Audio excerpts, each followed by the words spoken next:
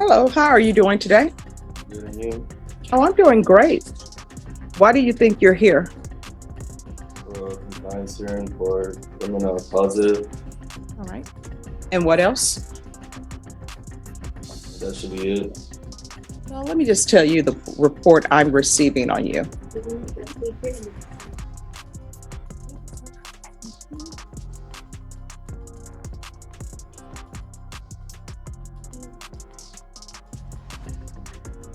Whoa, did you hear that probation report?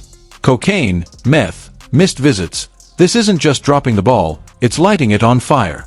The court doesn't play when you waste second chances. And in Texas, 3 strikes really can mean you're out. Would you take probation seriously after this warning? All right. And this is what the probation officer is saying to me about you. And how old are you? 20. All right, you're 20. Since obtaining the probationer's case, when they say probationer, they're talking about you. He has shown 0 to very minimal effort regarding his probation.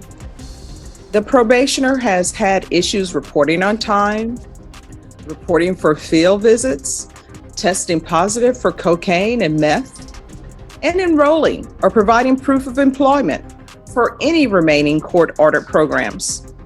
Commissioner and I have had several discussions regarding his actions and how or what we can do to get back on track, really stressing the small actions, such as simply calling this probation officer within 24 hours after an attempted field visit or taking accountability for his action.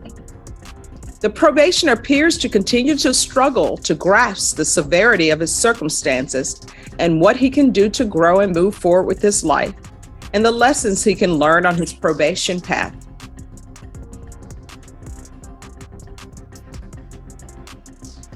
That's the report that I have on you. The report tells me you are doing nothing. 0, nada. Why are you doing nothing on this probation in this court other than using drugs? I have attended 2 out of the 4 classes, and we have had No, they say you don't even call in.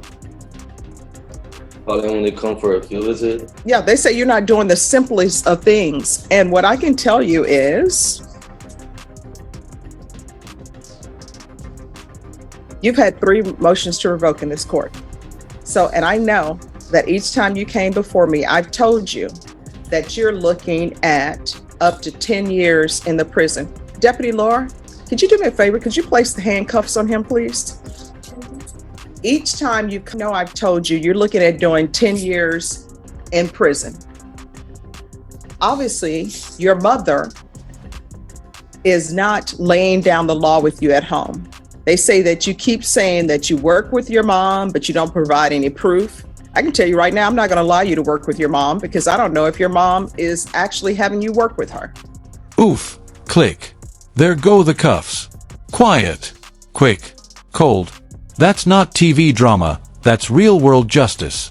This was the 3rd revocation motion, and that judge? She's had it. Have you ever seen someone get cuffed mid-sentence before? So, you're going to ISF, and the reason why I'm sending you to ISF is because you need an attitude adjustment. You understand? Now, if you don't want to sign to go to ISF, you don't have to sign for it. What will end up happening is a motion to revoke will be filed. So which would you prefer? ISF, Your Honor. All right. So he wants to go to ISF, and if you could put him in ISF cognitive. Your Honor, so the recommendation was for local ISF. Okay. All right. All right. So you're going to go to local ISF. This is the last time we're going to have this conversation with you following rules. Obviously, your mom is not laying down the law with you. So you're not going to be allowed to work with your mom. You're going to have to get a job with a different employer, because if you get a job with a different employer, that employer, if you don't report, they're not going to pay you. They're not going to call the court and say, oh yeah, he reported for work if you did not. Do you understand? Yes, Your Honor. All right. Do you want to go to prison? No, Your Honor. All right. If you want to go to prison, I will get an attorney appointed to you and you can go to prison and I'll send you to prison. How old are you? 20 years old. All right. You're 20. You're going to have to start doing better. Do you have children? No. That's a good thing. Probation, this is serious, and I hope I'm getting your attention because we're not going to have a conversation again where you're not doing anything. You understand? Yes, Your Honor. Now, is there anything else you need to be successful on this probation? No, it shouldn't be. All right. Do not come back here again where you are not doing anything. You understand? Yes, Your Honor. I keep an open mind on everything, but we are not going to have any more compliance hearings with you. If I get a report and it appears that everything is in order, a motion to revoke is going to be filed. When a motion to revoke is filed, what ends up happening is a warrant is issued for your arrest, and you will be picked up wherever you may be. You could be at the grocery store in the middle of checking out or have already checked out. You know what's going to happen? Those groceries are going to be put to the side and they're going to take you to jail. If you are at home, they're going to pick you up and take you to jail. If you're in the middle of watching a movie and you're at the part where they're about to solve everything, guess what? If they pick you up during that time, you're going to miss what happens. Do you understand? Yes, Your Honor. In this court, probation is serious. In this court, communication is key.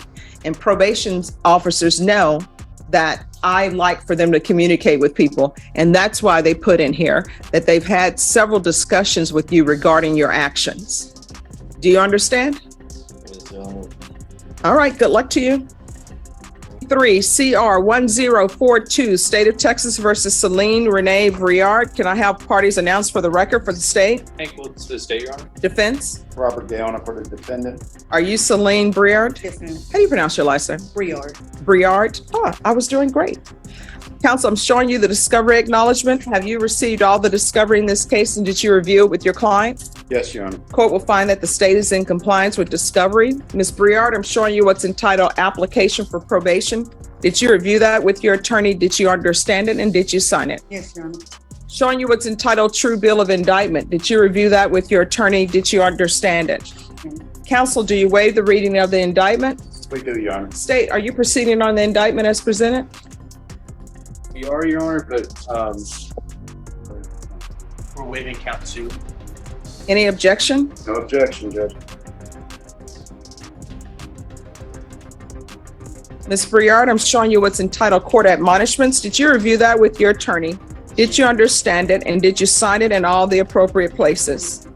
In count 1, you're charged with the offense of fraudulent use or possession of identifying information, 5 items or more. That's a state jail. Punishment is anywhere from 180 days in the state jail facility and up to a $10,000 fine. Did you understand? Yes, ma'am. And exhibits 1 and attachments, the court will find there is sufficient evidence to find you guilty and the court will find you guilty.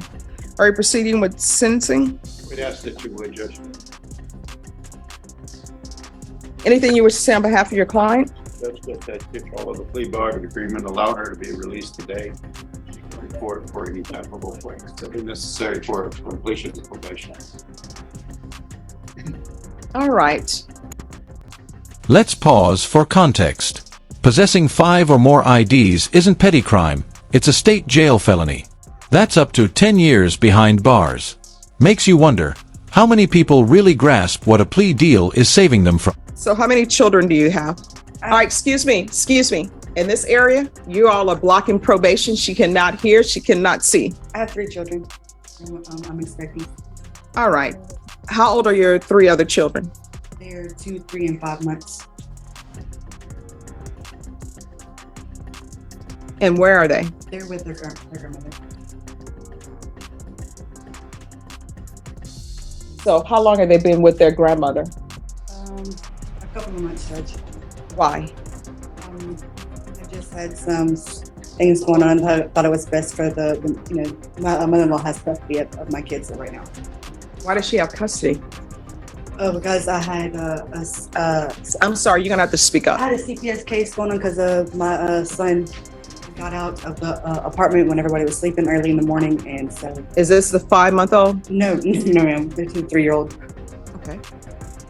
So you have a CPS case. Yes, ma'am. It's currently about to be closed. Oh, it's about to be closed? Yes, ma'am. So that means if it's about to be closed, that means, and your attorney does CPS work, right? So tell her what that means, counselor. What happened was it turned out to be a safety plan, an investigation in which I met the safety placement, and she verified everything.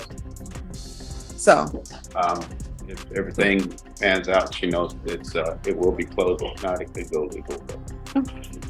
and the reason why they do the safety plans means exactly what it says, safety plan. Yes, ma'am. So what's your drug of choice? I mean, I don't do any drugs right now, but I was using methamphetamine, but I've been sober for quite a while now. All right. How often were you using meth?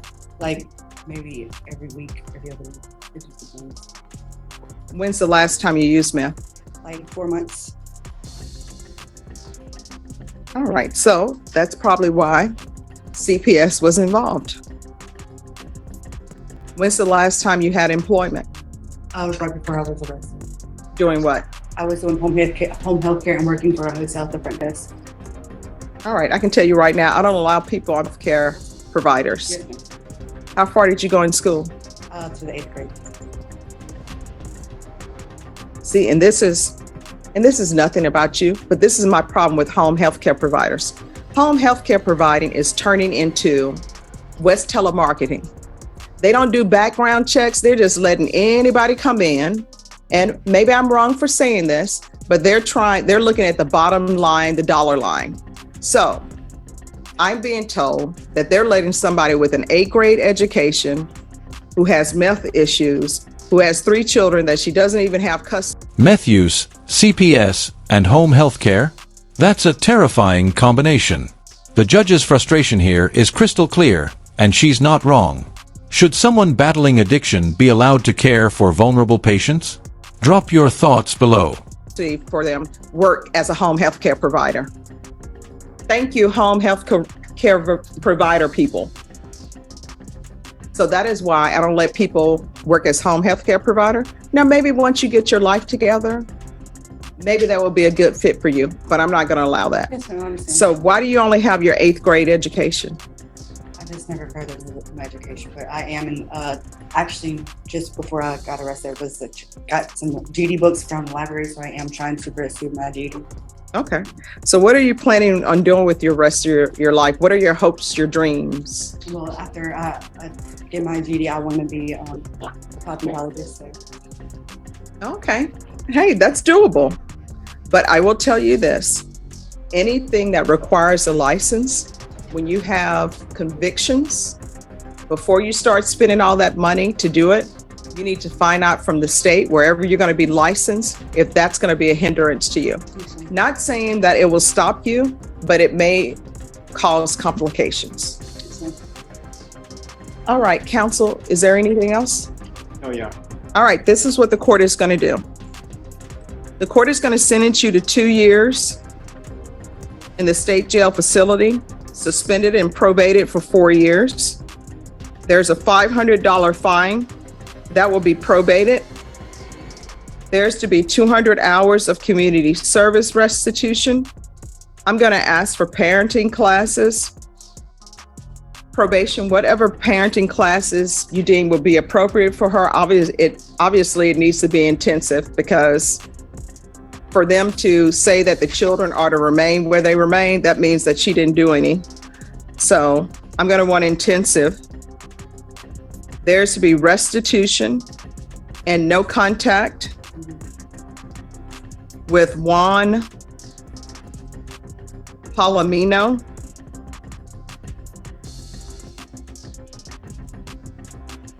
There's to be no unsupervised contact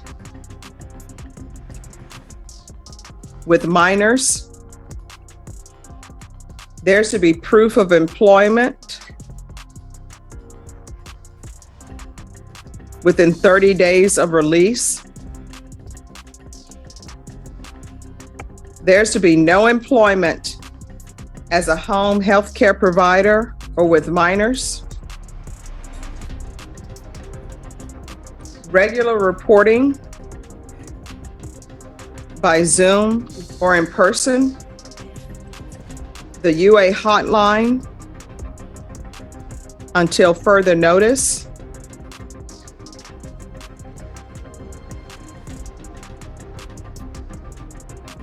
Field visits,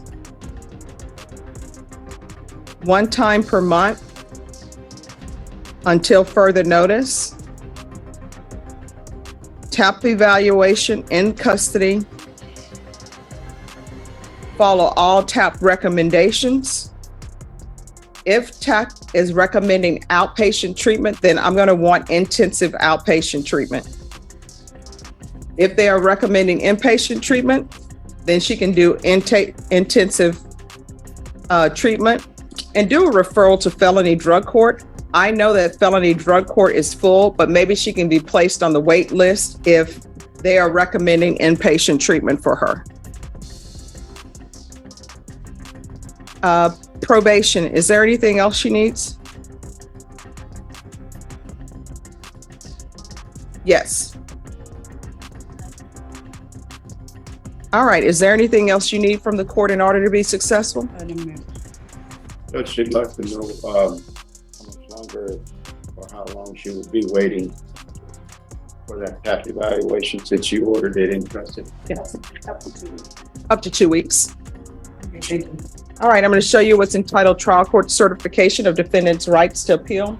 Did you review that with your attorney? Did you understand it and did you sign it? Yes, ma'am.